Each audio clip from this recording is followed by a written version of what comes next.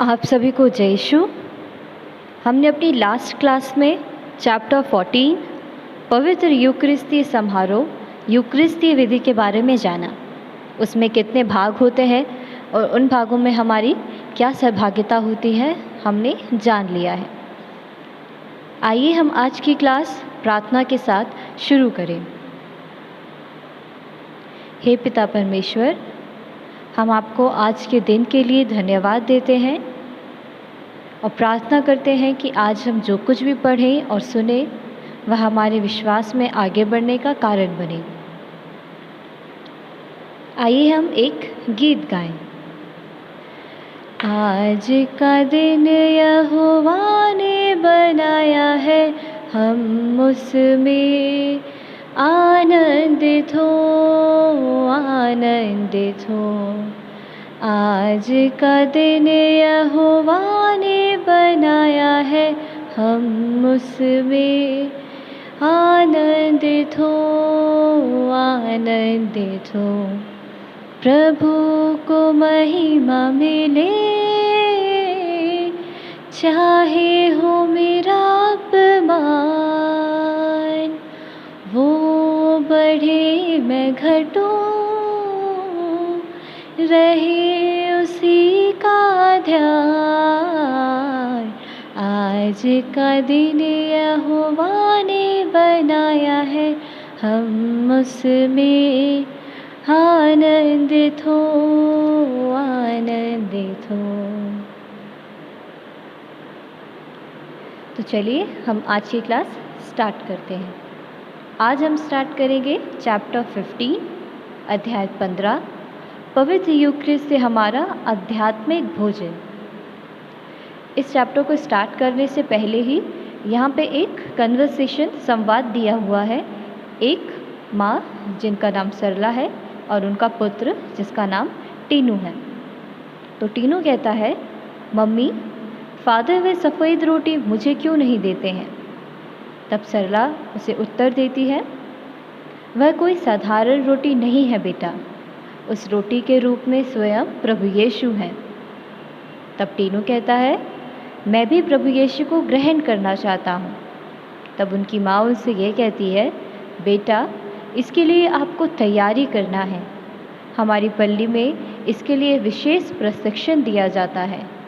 हम फादर जी के पास जाकर इसके बारे में बात करेंगे।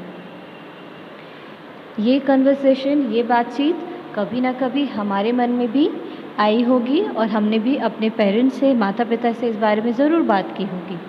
आप में से कुछ ऐसे होंगे जिन्होंने परम प्रसाद संस्कार ग्रहण किया है और कुछ ऐसे हैं जिन्होंने अभी तक नहीं किया है। तो जिन्होंने नहीं किया है उनके मन में ये बात अवश्य आई होगी, और जिन्होंने संस्कार ग्रहण कर लिया है वो उससे पहले इस बारे में सोच चुके होंगे। तो हम जानते हैं कि हमारे मन में ये जब सवाल आया तो हमारे परिवारजनों ने भी हमें यही उत्तर दिया था। जब हमें पता चला कि रोटी के रूप में स्वयं प्रभु यीशु उपस्थित हैं तो हमारे मन में भी उनको ग्रहण करने की इच्छा जागृत हो गई। इस तरह चैप्टर में लिखा है, मानव के लिए पोषण अति आवश्यक है। पोषण मतलब हेल्दी। हमारे लिए हेल्थ बहुत ज़रूरी है। हमें न्यूट्रिशन की बहुत ज़रूरत होती है। हम लोगों के लिए रोटी ही हमारा दैनिक भोजन है। दैनिक भोजन मतलब हमारा जो डेली फूड होता है, रूटीन होता है, वो क्या होता है? रोटी का ही होता है। प्रभु यीशु के समय में भी फिलिस्तीन के लोग भोजन में रोटी खाते थे और पीने के लिए अंगूरी या दाखरस का उपयोग करते थे। इसका मतलब यह है कि पुराने समय से लोग भोजन के रूप में रोटी को ग्रहण करते हैं, और प्रभु यीशु ने भी इस साधारण खाद्य एवं पेय पदार्थों का उपयोग किया और पवित्र यूक्रिस्ट की स्थापना की।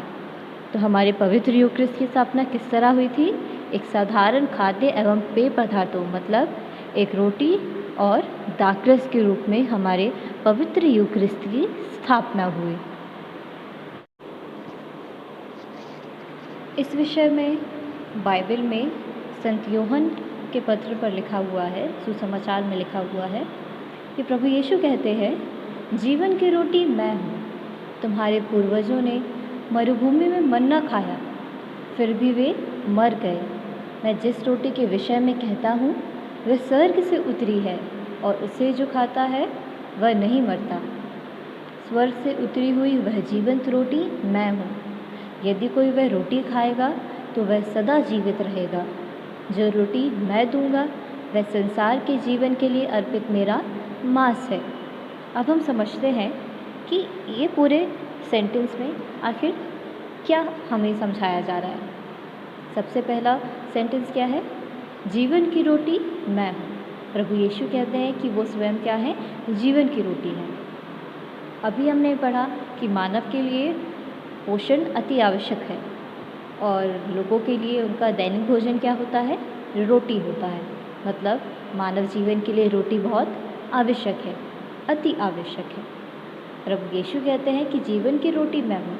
मतलब जिस तरह रोटी हमारे भोजन, दैनिक भोजन का आहार है, हमारे लिए बहुत आवश्यक है, उसी तरह प्रभु यीशु भी हमारे लिए क्या है? बहुत ही आवश्यक है। वो हमारे लिए बहुत ही ज़रूरी है। रोटी जिस तरह पोषण देती है, उसी तरह ईश्वर भी हमें क्या देते हैं? हमारे जीवन के लिए पोषण देते हैं, हमें आगे बढ़ने की प्रेरणा देते हैं, हमारा जीवन अच्छे से व्यतीत करने के लिए हमें क्या देते हैं? साहस देते हैं। प्रभु कहते हैं कि तुम्हारे पूर्वजों ने मरुभूमि में मन्ना खाया, फिर भी वे मर गए, क्योंकि उस समय जीवन की रोटी प्रभु नहीं थे, वो उसे नहीं मानते थे वहाँ के पूर्वज। तो क्या हुआ? उन्होंने ईश्वर के विरुद्ध भुनभुनाने लगे।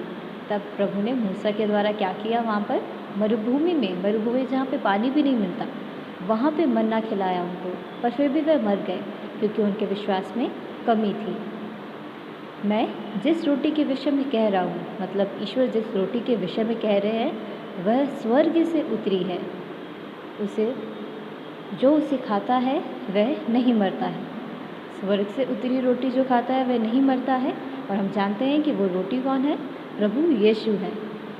स्वर्ग से उतरी हुई वह जीवंत रोटी, मतलब जीवन देने वाली रोटी कौन है? प्रभु यीशु है। इसलिए अगर हम प्रभु यीशु को खाते हैं, प्रभु यीशु को ग्रहण करते हैं, तो हम क्या होंगे? जीवित रहेंगे, हम सदा के लिए जीवित रहेंगे।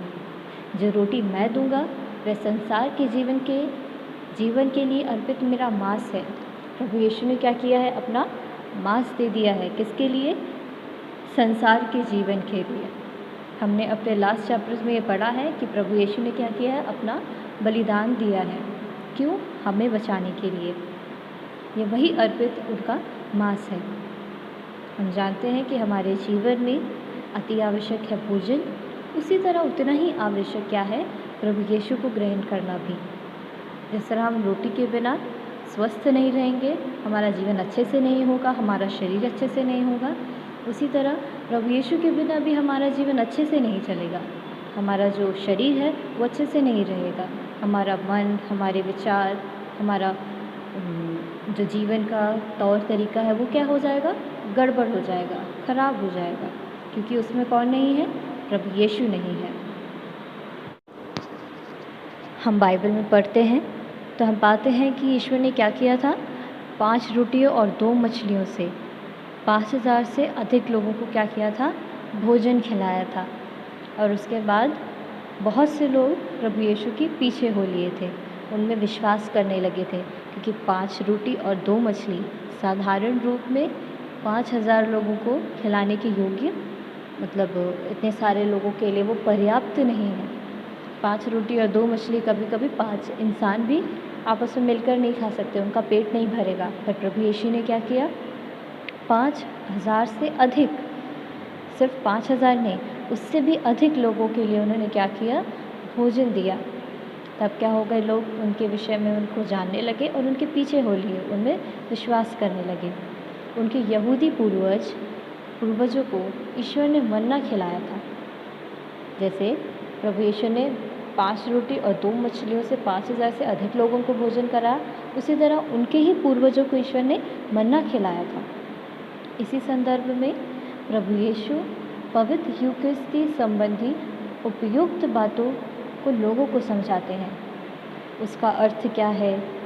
पवित्र यूकरिस्ती संबंधी बातों को क्या करते हैं? प्रभु उन्हें समझाते हैं। हमने पिछले पाठ में देखा है कि पवित्र यूकरिस्ट क्या है? एक बलि है। पर बलि होने के साथ साथ क्या है, वो एक भोजन भी है, हमारे आध्यात्मिक जीवन को पोषित करने का साधन। आध्यात्मिक जीवन को पोषित, हमारे शारीरिक जीवन के लिए रोटी साधारण जो दैनिक जीवन में हम खाते हैं क्या वो ज़रूरी है, पर हमारे आध्यात्मिक जीवन के लिए पवित्र यूक्रिस्ट की बलि के साथ साथ जो एक भोजन है वह हमारे लिए आध्यात्मिक जीवन को पोषित करने का एक साधन है, एक माध्यम है। रोटी और दाखरस के रूप में स्वयं प्रभु यीशु पवित्र यूक्रिस्ट द्वारा अपने आप को हमारी आत्मा के भोजन के लिए दे देते हैं। मतलब जो रोटी और दाखरस हम ग्रहण करते हैं जिसमें प्रभु यीशु उपस्थित होते हैं, वो क्या स्वयं प्रभु ने हमें दिया है। वो प्रभु ने हमें दिया है किसके लिए, हमारे ही आत्मिक भोजन के लिए, हमारी आत्मा की उन्नति के लिए, ताकि हमारा जीवन क्या हो, सफल जीवन हो। हमारा जीवन किस में हो, प्रभु यीशु में हो। जिस तरह पशु पक्षी अपनी स्वाभाविक प्रवृत्ति के कारण केवल अपनी भूख मिटाने के लिए चारा खाते हैं, हम अपने आसपास जानवरों को देखेंगे, उनका क्या है, स्वाभाविक प्रवृत्ति है ये, उनका एक रूटीन है, उनका ये तरीका है कि उनको जीवन जीने के लिए वो क्या करते हैं, उनको भूख लगती है तो वो जो उन्हें मिलता है वो खा लेते हैं। कभी उन्हें बहुत अच्छा खाना मिलता है तो वो भी खा लेते हैं, नहीं तो वो चारा घास फूस भी खाते हैं, क्योंकि उन्हें सिर्फ अपनी शारीरिक भूख मिटानी है, उनको और कोई भी काम नहीं है, ना उनको इस बात से कोई मतलब है। परंतु मानव के लिए अपनी भूख मिटाने के लिए भोजन ही नहीं करता। एक मानव जो होता है वो सिर्फ अपनी भूख मिटाने के लिए भोजन नहीं करता है, वो क्या करता है, अपने दोस्तों और रिश्तेदारों के साथ अपनी खुशी बांटने के लिए भी साथ मिलकर भोजन करता है। जिस तरह हम देखते हैं बर्थडे पार्टी हो, शादियां हो, कुछ और फंक्शन हो, तो हम क्या करते हैं, लोगों को बुलाते हैं, और लोगों को बुला के हम सिर्फ क्या करते हैं, उन्हें भोजन देते हैं। अगर हम किसी शादी में जा रहे हैं और वहाँ पे बहुत अच्छा स्टेज है, सारी चीज़ें हैं, पर वहाँ पे भोजन नहीं है तो वो क्या, पार्टी अधूरी है। हम किसी बर्थडे पार्टी में जा रहे हैं, वहाँ केक ना हो, भोजन ना हो, तो वो क्या होगा, पार्टी बहुत ही अधूरी हो जाएगी। इसका मतलब ये है कि हम एक साथ मिलकर क्या करते हैं, भोजन करते हैं, अपना आनंद खुशी बांटते हैं, क्योंकि सामुदायिक भोजन एक दूसरे से मिलने तथा आपसी संबंध बढ़ाने का अति उत्तम साधन है। इस तरह हम लोगों से मिलते हैं, उनसे बातचीत करते हैं और अपने संबंध को और अच्छा बनाते हैं। प्रभु यीशु ने भी पवित्र यूक्रिस्ट को हमारी आत्मा का आध्यात्मिक भोजन बनाने के साथ साथ आपसी संबंध बढ़ाने के लिए उसे सामूहिक भोजन का रूप देना चाहा। जब हम चर्च आते हैं तो हम अकेले ही परम प्रसाद ग्रहण नहीं करते हैं, हमारे साथ क्या करते हैं, पूरा हमारी कलीसिया, मतलब वो क्या हुआ, हमारे सामूहिक भोजन, हम सामूहिक रूप से प्रभु यीशु को ग्रहण करते हैं। हम अकेले अकेले तो उस परम प्रसाद को ग्रहण करते हैं, पर याद रखिए कि हम सभी एक साथ प्रभु यीशु को क्या करते हैं, ग्रहण करते हैं। आज की क्लास के लिए सिर्फ इतना ही।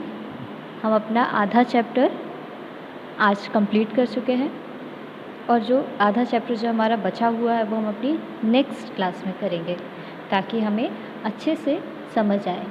पूरा चैप्टर एक साथ करेंगे तो शायद हम कुछ बातों को भूल जाएं, पर हमने आज जितना पढ़ा है हम पूरे सप्ताह इन बातों पर मनन चिंतन करेंगे, इन बातों पर ध्यान देंगे, इन्हें याद रखेंगे, ताकि हम अपनी नेक्स्ट क्लास में जब आएँ तो हमारे पास आधे से ज़्यादा हमारा जो सार है इस पाठ का वो हमें मिल जाए।